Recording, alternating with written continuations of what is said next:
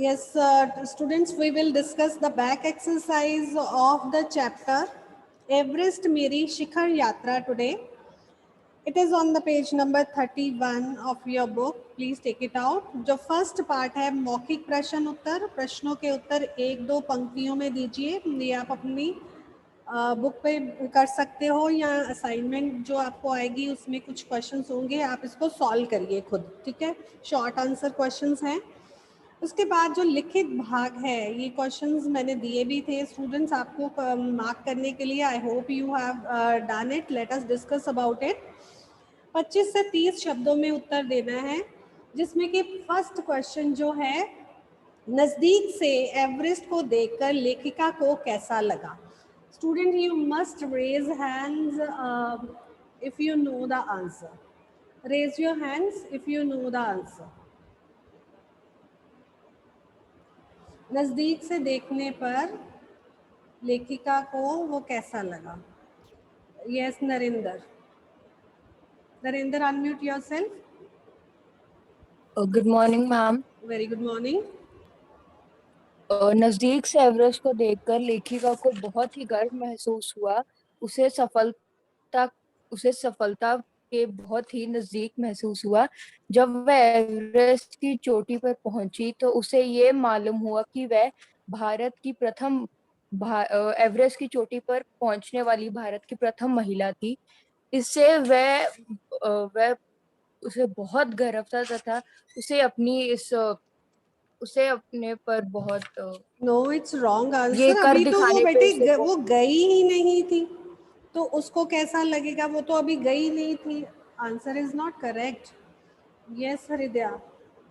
हृदया, give answer. Be quick and be active. When your name is asked, you please quickly speak the answer. Yes. Yes ma'am. नजदीक से Everest को देखकर लेखिका बहुत हैरान हो गई थी. वह उसकी सुंदरता को देखकर वो हैरान हो गई थी और वह वहां जाकर बड़ी खुश थी.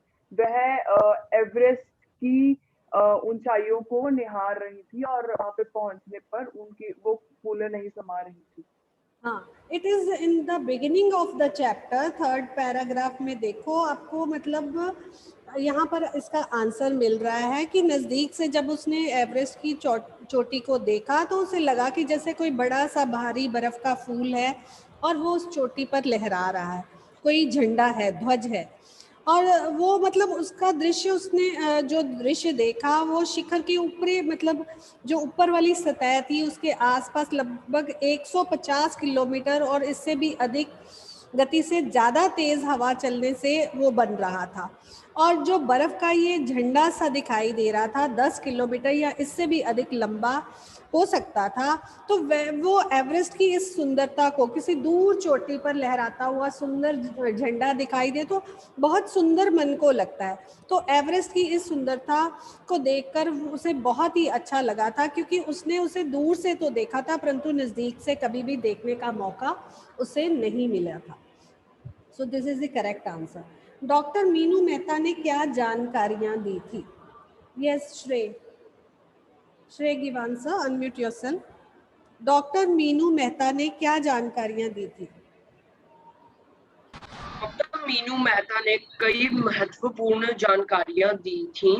उन्होंने एल्यूमीनियम की सीढ़ियों से अस्थायी पुल बनाना, लट्ठों और रस्सियों का उपयोग, बर्फ की आड़ी तिरछी दीवारों पर रस्सियों को बांधना और अग्रिम दल के अभियांत्रिकी कार्यों के बारे में विस्तार से बताया. Yes, very correct. उन्होंने बताया कि किस तरह से एल्युमिनियम की सीढ़ियों से हम अस्थायी पुल बना सकते हैं. अस्थायी पुल किसे कहते हैं? टेम्परेरी जो ब्रिज बना लेते हैं पार करने के लिए, रस्सियों का प्रयोग करके. और बर्फ़ की आड़ी तिरछी दीवारों पर रस्सियों को कैसे बांधना है, कील ठोक कर बांधा जाता है और फिर उन रस्सियों के सहारे ऊपर चढ़ा जाता है, क्योंकि वहाँ पर कोई रास्ता तो होता नहीं, कोई सड़क तो होती नहीं है.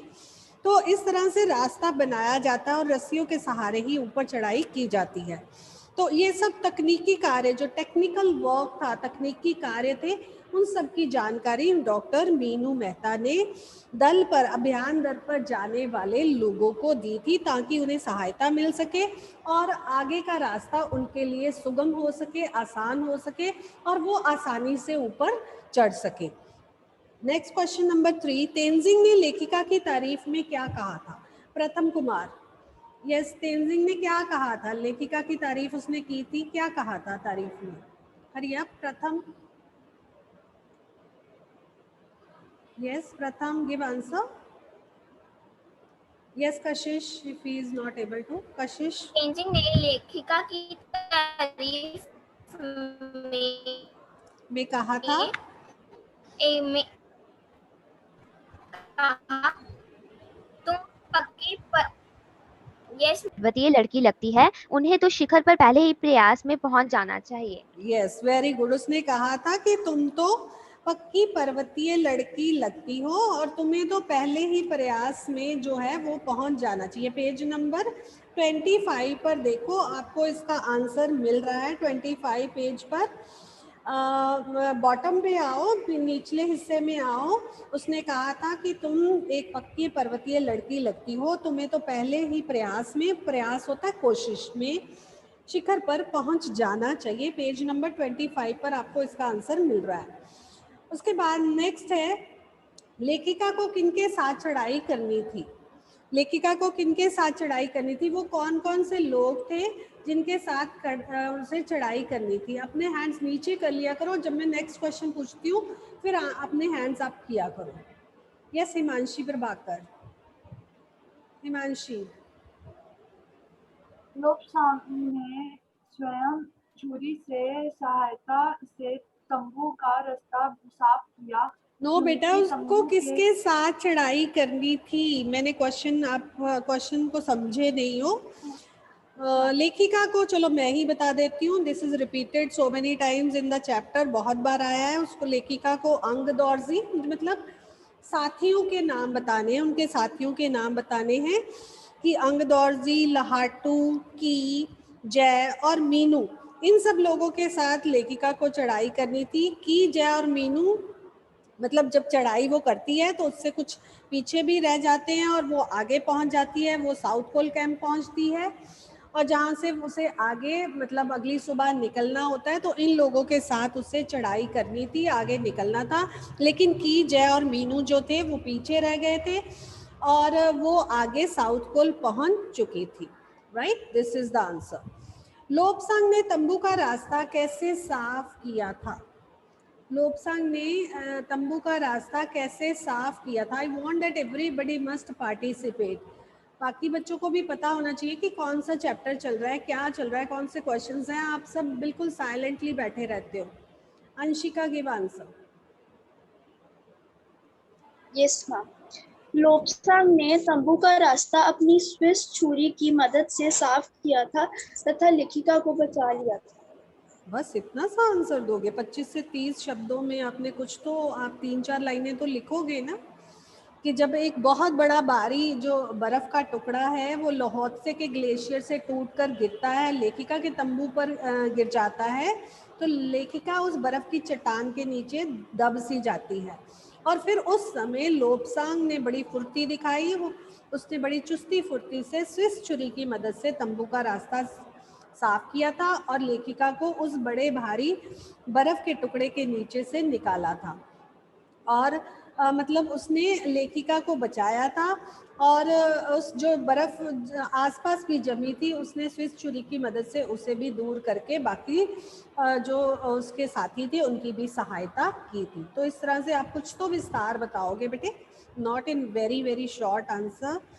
थोड़ा 25 से 30 शब्दों में हो तो 2-3-4 लाइनें तो आपको बतानी चाहिए। नेक्स्ट है, साउथ पोल कैंप पहुंचकर लेखिका ने अगले दिन की महत्वपूर्ण चढ़ाई की तैयारी कैसे शुरू की थी? यस वंश दुग्गल। साउथ पोल कैंप जब लेखिका पहुंची थी तो उसने अगले दिन की महत्वपूर्ण चढ़ाई की तैयारी कैसे शुरू की थी? यस लेखिका ने जल्दी सुबह उठकर चढ़ाई की तैयारी शुरू कर दी थी। जैसे ही वे बाहर निकले, वहां मार्गों ने देखा और उसका एक साथ के अंतौर उसे साउथ पोल कैंप के बाहर मिला। फिर उन्होंने बर्फ साफ करनी शुरू की तथा अपनी महत्वपूर्ण पढ़ाई शुरू की। बेटे उसने क्या किया था, सबसे पहले लेखिका ने जब चढ़ाई की तैयारी शुरू की करने के लिए खाने पीने का सामान एकत्रित किया था। बहुत ज़्यादा सामान तो वहाँ ले जाना पॉसिबल था ही नहीं। जो थोड़े बहुत बिस्किट वगैरह थे वो उसने अपने मतलब खाने पीने का सामान इकट्ठा किया। कुकिंग गैस और ऑक्सीजन के सिलेंडर आदि जो थे उसने इकट्ठे किए थे ताकि उसके ज़रिए वो चढ़ाई कर सके। और जो उसके साथी मतलब पीछे रह गए थे, जिनके साथ उसने आगे बढ़ना था, जैसे कि जय और मीनू, वो सब पीछे रह गए थे और वो उनकी भी सहायता करने के लिए फिर नीचे जाती है, क्योंकि वो नहीं चाहती थी कि उसके अभियान दल में कोई देरी हो, और वो अपने साथियों की सहायता करके उन्हें आगे लाना चाहती थी ताकि वो जल्दी जल्दी चढ़ाई करें और वो भी उनके साथ चढ़ाई कर सके। तो उसने इस तरह से तैयारी शुरू कर दी थी। नेक्स्ट है पार्ट नंबर ख पर आइए। 50 से 60 शब्दों में उत्तर दीजिए। फर्स्ट क्वेश्चन है, उपनेता प्रेमचंद ने किन स्थितियों से अवगत कराया था? जो उपनेता प्रेमचंद थे उन्होंने किन स्थितियों से अवगत करवाया था? कौन कौन सी स्थितियां उन्होंने बताई थी? Yes, raise hand for this answer. किन स्थितियों से अवगत कराया था? यस, प्रभ मेहर। Yes ma'am. उपनेता प्रेमचंद जो अग्रिम दल का नेतृत्व कर रहे थे, उन्होंने 26 मार्च को पेरिस लौट आए। उन्होंने दल को पहली बड़ी बाधा खुम्ब हिमपात की स्थिति से उन्हें अवगत कर खुम्बू हिमपात की स्थिति से उन्हें अवगत करवाया। उन्होंने यह भी कहा कि उनके दल ने कैंप 6000 मीटर जो हिमपात के ठीक ऊपर है वहां तक का रास्ता साफ कर दिया है। उन्होंने यह बताया कि पुल बनाकर रस्सियां बांधकर तथा झंडियों से रास्ता चिन्हित कर सभी बड़ी कठिनाइयों का जायजा ले लिया है। उन्होंने इस पर भी ध्यान दिलाया कि ग्लेशियर बर्फ की नदी है और बर्फ का गिरना अभी जारी है। हाँ, उन्होंने बताया था कि रास्ते में आगे बढ़ते हुए कोई भी मुसीबत आ सकती है। तो इसको आप इस पैराग्राफ में, वेरी राइट, 24 पेज पे इस पैराग्राफ को आप जब ध्यान से पढ़ोगे आपको इसका आंसर मिल रहा है। उन्होंने बताया था क्या, मतलब इसको आप अपने शब्दों में लिखिए कि उन्होंने जो अभियान दल आगे चढ़ाई शुरू करने वाला था उन्हें बताना चाहते थे कि कभी भी रास्ते में हिमपात हो सकता है, बर्फ गिर सकती है, और अगर हिमपात अधिक हो जाता है तो उस रास्ते में बर्फ अधिक पड़ जाती है, तो किस तरह से रस्सियों से पुल बनाया जा सकता है और उसके सहारे आगे बढ़ा जा सकता है। लेकिन हो सकता है कि वो पुल भी टूट जाए, पुल भी टूट सकता है, इसके बारे में भी उन्होंने जानकारी दी थी, उन्होंने अवगत कराया था। और ये भी बताया था कि तुम्हें रास्ते में बहुत सावधानी बरतनी होगी, रास्ते में कोई भी कठिनाई तुम्हें आ सकती है, क्योंकि जो हिमपात से दरारें बनती हैं उनमें पैर धंसने से जान जाने का भी खतरा रहता है, इसलिए उन्हें सावधान रहने के लिए उन्होंने चेतावनी दी थी। तो ये सब परिस्थितियों के बारे में उन्होंने बताया था कि चाहे झंडियाँ लगा दी हैं, रास्ता बना दिया है, चिन्हित कर दिया है, लेकिन इसके बावजूद भी कठिनाइयाँ आ सकती हैं, भारी हिमपात हो सकता है, और हिमपात अधिक हो जाए तो फिर वहाँ पर दरारें पड़ जाती हैं, और उन दरारों में अगर पैर धंस जाए तो रास्ते में कुछ भी हो सकता है, इसलिए तुम्हें सावधान रहना चाहिए। नेक्स्ट क्वेश्चन, हिमपात किस तरह का होता है और उससे क्या क्या परिवर्तन आते हैं, क्या क्या बदलाव आते हैं? हिमपात किस तरह होता है और उससे क्या क्या बदलाव आते हैं? Yes, no other student is participating. Parneet, Salil, do you know the answer? Salil, unmute करिए, be quick. Yes, ma'am. Yes, do you know the answer? Give answer. Yes ma'am. पहले बताओ मैम, हिमपात क्या होता है, आप आम शब्दों में बताओ हिमपात किसे कहते हो? मैम हिमपात एक बर्फ से बनी हुई चट्टानों के। No, very wrong. आपने अखबार में नहीं कभी भी पढ़ा, न्यूज़पेपर में भी आता है सर्दियों में भारी हिमपात से रास्ता बंद हो गया। हिमपात किससे कहते हैं? बर्फ के गिरने को हिमपात कहा जाता है। Very very simple. कोई चट्टान की तो भी मैंने बात ही नहीं की। हिमपात का क्या अर्थ है? जब बर्फ गिरती है तो बर्फ के गिरने को हिमपात कहा जाता है। Now give the answer. Ma'am जो बर्फ गिरती है उसको हिमपात कहा जाता है। हाँ, वेरी गुड। हिमपात जब आकाश से बर्फ गिरती है उसे कहते हैं। Very good. आगे उससे क्या क्या बदलाव आते हैं? मैम हिमपात के आने से एक रास्ते रुक जाते हैं। हाँ। दूसरी ओर हिमपात के आने से रास्ते ओके, लिसन आंसर। जब हिमपात बहुत भारी हिमपात होता है तो बहुत बड़े बड़े बर्फ के जो टुकड़े होते हैं वो बहुत ही बेढंगे ढंग से ज़मीन पर गिरते हैं और इससे ग्लेशियर बहने लगते हैं। ग्लेशियर बर्फ़ की नदी को कहा जाता है और जब वो बहती है तो उसमें कुछ हलचल होती है, वो आड़ी तिरछी बहती है और जिससे कि बर्फ़ की बड़ी बड़ी चट्टानें जो हैं वो गिरने लगती हैं और कई बार इस तरह से बहुत खतरनाक हालात भी पैदा हो जाते हैं और ग्लेशियर के बहने से धरती पर दरारें भी बढ़ जाती हैं और कभी कभी ये दरारें बहुत चौड़ी हो जाती हैं, इनमें सुराख पड़ जाते हैं, इनमें बड़े बड़े जो सुराख हो जाते हैं, सुराख होल्स को कहते हैं और जिसमें धंसने से कई बार लोगों की मौत भी हो जाती है, जान भी चली जाती है क्योंकि ये चोटियों को या घाटियों को ढक लेती है, बर्फ से ढक लेती है और अगर उस पर गलती से भी पैर पड़ जाए तो जान जाने का खतरा रहता है। चलिए, note down this answer. Next question number 3 है, लेखिका ने तंबू में गिरे बर्फ पिंड का वर्णन किस तरह से किया है? ये जो आंसर है, ये हमने जो पीछे आंसर किया है थोड़ा सा उससे रिलेट कर रहा है, लेकिन इसको आपने विस्तार से लिखना है और ये पैराग्राफ मैंने मार्क भी करवाया था कि आपको पूछा जा सकता है कि लेखिका के तंबू में गिरे बर्फ पिंड का वर्णन उन्होंने किस तरह से किया है। तो ये पूरा पैराग्राफ अपने शब्दों में लिखकर आपने इसका आंसर देना है। I think you are able to do it. I don't think there is need to discuss this answer again because already I explained it 2 times. Moving ahead to the question number 4, लेखिका को देखकर की हक्का बक्का क्यों रह गया था? हाँ जी, जब उसने लेखिका को देखा कि वो साउथ पोल कैंप से दोबारा नीचे आई है तो की हक्का बक्का क्यों रह गया था? Yes, anybody except these 4-5 students? Pratham, can you give the answer? Pratham. Yes, good morning, ma'am. Very good morning. Ma'am, जय बचिंद्री पाल का पर्वत साथी था, उसे भी बचिंद्री, हाँ, चलो बोलो, ठीक है। उसे भी बचिंद्री के साथ पर्वत शिखर पर जाना था। शिखर कैंप पर पहुंचने में उसे देर हो गई थी।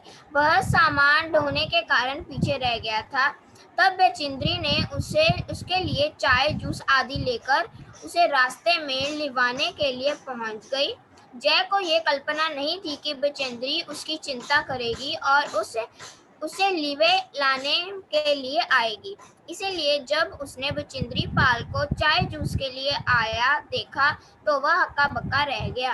हाँ बेटे, ठीक है। इसको देखो किस तरह से कहना है कि जब लेखिका जो थी वो साउथ पोल कैंप पहले ही पहुंच चुकी थी और फिर साउथ पोल कैंप से उन्होंने आगे चढ़ाई जो थी वो प्रारंभ करनी थी अगले दिन और सारी तैयारियां उसने कर ली थी। लेकिन जब उसने देखा कि जय और मीनू वहाँ नहीं पहुँचे हैं, वो बहुत पीछे रह गए हैं और फिर उसने मतलब दोपहर तक तो वो इंतज़ार करती रही कि वो आ जाएंगे, शायद धीरे धीरे चल रहे हों।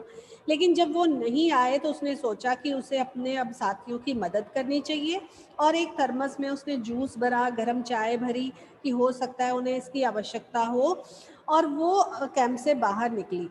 और जब उसे बाहर निकलते ही उसे रास्ते में मीनू और जय मिल गए थे, लेकिन की अभी भी नहीं आया था। और जय ने उसे कहा कि तुम नीचे मत जाओ, वो आ जाएगा, उसे रोक दिया। लेकिन लेखिका तो की को से मिलना चाहती थी, वो देखना चाहती थी कि की कहाँ रह गया है, तो वो थोड़ा और नीचे उतरती है और तब उस स्थिति में की उसे देखता है और वो बहुत ही हक्का बक्का रह जाता है और प्रश्न करता है कि तुम नीचे क्यों उतरी हो। तो लेखिका ने मतलब इतना बड़ा रिस्क लिया था, इतना बड़ा जोखिम उठाया था, और की ने उसे मना किया था कि तुम्हें नीचे नहीं आना चाहिए। तो लेखिका ने बताया कि हम सब इकट्ठे जो है वो चढ़ाई करने वाले हैं, तो हमारा फर्ज बनता है कि हम एक दूसरे की सहायता करें। This was the situation. ठीक है, I hope you understand. Next is Everest पर चढ़ने के लिए कुल कितने कैंप बनाए गए थे, उनका वर्णन कीजिए। ये एक बिग क्वेश्चन है। मैंने पहले भी बताया था कि आपको ये क्वेश्चन जो है वो आएगा, बिग क्वेश्चन पूछा जाएगा। तो ये क्वेश्चन अब आपने खुद ही करना है। कुल कितने कैंप बनाए गए थे? एक तो शिखर कैंप था और एक बेस कैंप था। उसके अलावा जो है, मैं इन ब्रीफ बता देती हूँ आपको, उसके अलावा जो है वो 4 कैंप बनाए गए थे। जो कैंप 1 था वहाँ से चढ़ाई, सामान को लेकर चढ़ाई जो आगे चढ़ने का अभ्यास किया जाना था।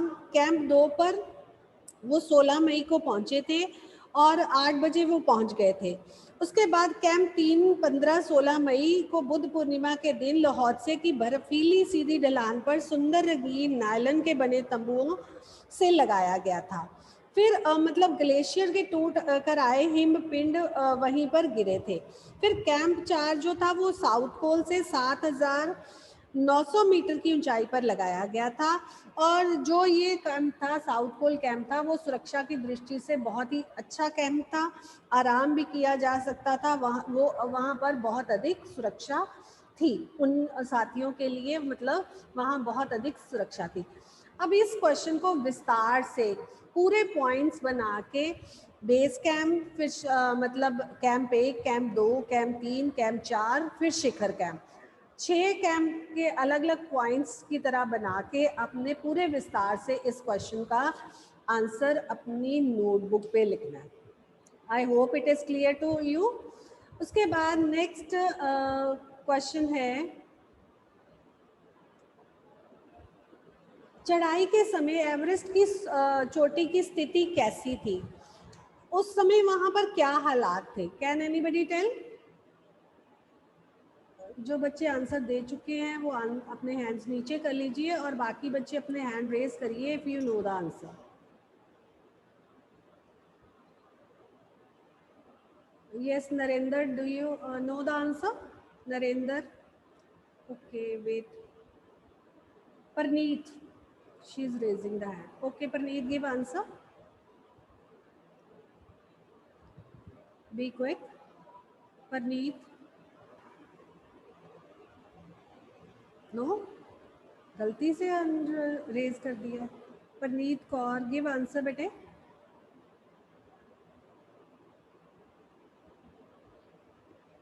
अनम्यूट करिए।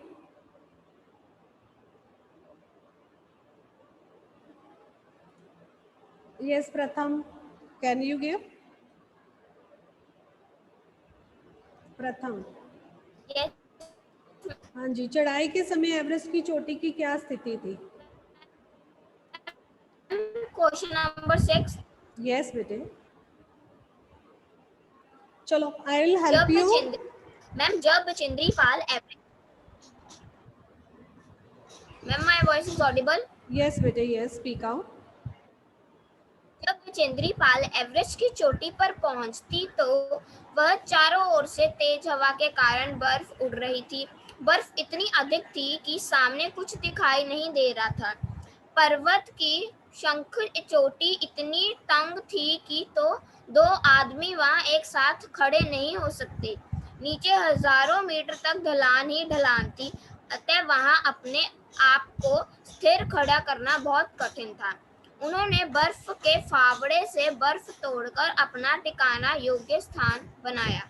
Very good answer, this is the correct answer कि उन्होंने बर्फ को खोदा और वहाँ पर खड़े रहने के लिए एक सुरक्षित स्थान बनाया, क्योंकि चारों ही तरफ बर्फ ही बर्फ उड़ रही थी और दृश्यता बिल्कुल शून्य हो गई थी, मतलब विजिबिलिटी बिल्कुल नहीं थी, कुछ भी दिखाई नहीं दे रहा था। Next question number 7, very good प्रथम। नेक्स्ट क्वेश्चन नंबर 7, सम्मिलित अभियान में सहयोग और सहायता की भावना का परिचय बचेंद्री के किस कार्य से मिलता है? ये आंसर जो है इसमें फिर वही बात आ रही है कि जब वो साउथ पोल पहुंची और वहां से आगे चढ़ाई करनी थी लेकिन उसके मित्र नहीं आए थे, तो वही आप इसको एक्सप्लेन करोगे कि वो थर्मस में जूस और चाय लेकर फिर नीचे उन्हें ढूंढने के लिए पहुंची और कैंप से जब बाहर निकली तो उसे मीनू और जय मिल गए थे, और फिर मतलब ये सारा एक्सप्लेन करोगे। और इन सब बातों से पता चलता है, जब की ने उसे देखा तो वो हैरान रह गया था और फिर उसने जूस पिया और उसके साथ वो भी आगे को चढ़ने लगा। तो बचेंद्री के इन कामों से पता चलता है कि उसमें सहयोग और सहायता की भावना थी, राइट। उसके बाद नेक्स्ट बैक एक्सरसाइज पर आइए। बैक एक्सरसाइज में जो आपको पार्ट नंबर 4 दिया गया है, पार्ट नंबर 4, निम्नलिखित के विलोम शब्द बताइए। आपने विलोम शब्द बताने हैं। One student will raise the hand, will give the answer for all. Yes, if you know the answer, you can raise your hand. Yes, Nihmit. Who will give the answer? Anshika. Okay, Anshika, give the answer. Yes, ma'am. नियमित, अनियमित। Yes, अनियमित। सारे answer बोल दीजिए। Okay ma'am.